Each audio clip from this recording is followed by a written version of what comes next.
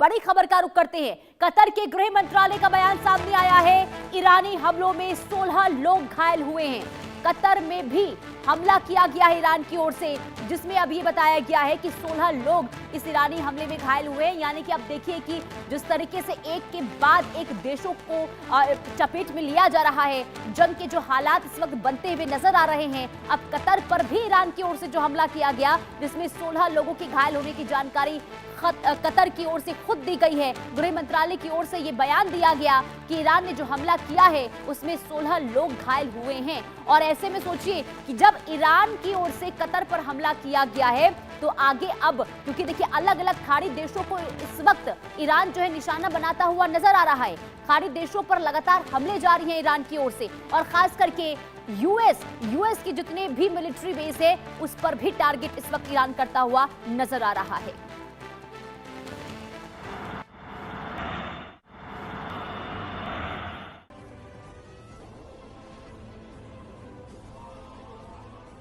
दुनिया को जिस बात का डर था, आखिर वही हुआ। अमेरिका इजराइल ने संयुक्त रूप से ईरान पर हमला कर दिया है। अमेरिका इजराइल ने ईरान के तेहरान सहित कई शहरों पर हमला किया है। ईरान के खिलाफ अमेरिका और इजराइल का जॉइंट मिलिट्री एक्शन चल रहा है। इजराइल ने ईरान के खिलाफ अपने नए अभियान का नाम लायनस रोर यानी शेर की दहाड़ रखा है, जबकि अमेरिका इजराइल ने अपने इस ऑपरेशन को शील्ड ऑफ जूडा का नाम दिया है।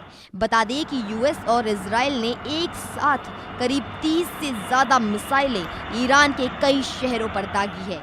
ईरान से कई ऐसे वीडियो सामने आ रहे हैं जिनमें लोगों में अफरा तफरी का माहौल देखने को मिल रहा है। ईरानी मीडिया के अनुसार इजरायली सेना ने ईरानी सेना IRGC के खुफिया विभाग के मुख्यालय को निशाना बनाया है। इसके अलावा मध्य तेहरान को भी निशाना बनाया गया है। साथ ही जोमहोरी और उसके आसपास के इलाकों पर भी मिसाइल दागी गई है।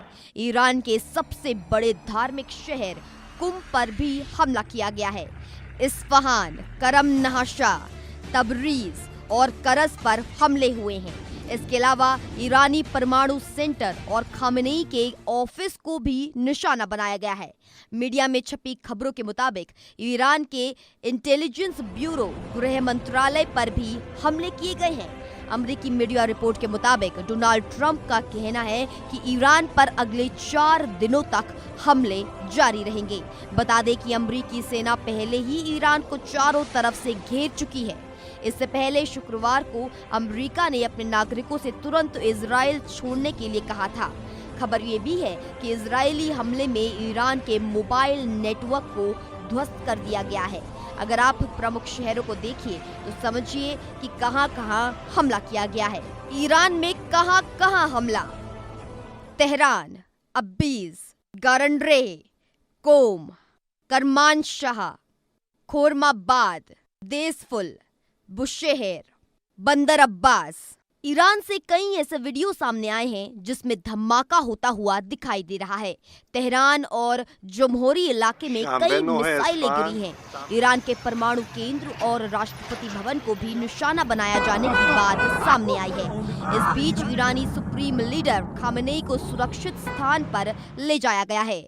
इजराइल का दावा है कि इस ऑपरेशन की प्लानिंग महीनों पहले से ही थी और इसकी टाइमिंग कई सप्ताह पहले ही तय हो गई थी। यह हमला ईरान और अमेरिका के बीच परमाणु हथियारों को लेकर चल रही बातचीत के बीच हुआ है। अमेरिकी राष्ट्रपति डोनाल्ड ट्रंप ने ईरान पर हमले की धमकी दी थी। उन्होंने कहा कि इस कार्रवाई का मकसद अमेरिका और उसके लोगों को खतरे से बचाना है। ट्रंप के मुताबिक अमेरिकी सेना ईरान की मिसाइलों को तबाह करने और उसके मिसाइल प्रोग्राम को खत्म करने की कोशिश कर रही है। इधर ईरान का कहना है कि जून 2025 में इजराइल और अमेरिका ने ईरान के परमाणु साइटों पर हमला किया। तब ईरान की मिसाइलों ने भी उसकी रक्षा की। ईरानी अधिकारियों ने बार बार कहा है कि मिसाइल कार्यक्रम पर कोई बात नहीं होगी। ये ईरान की रक्षात्मक क्षमता है और इसे छोड़ना मतलब खुद को कमजोर करना होगा। ईरान कहता है कि बातचीत सिर्फ परमाणु कार्यक्रम तक सीमित रहेगी, मिसाइल या क्षेत्रीय समूहों पर नहीं।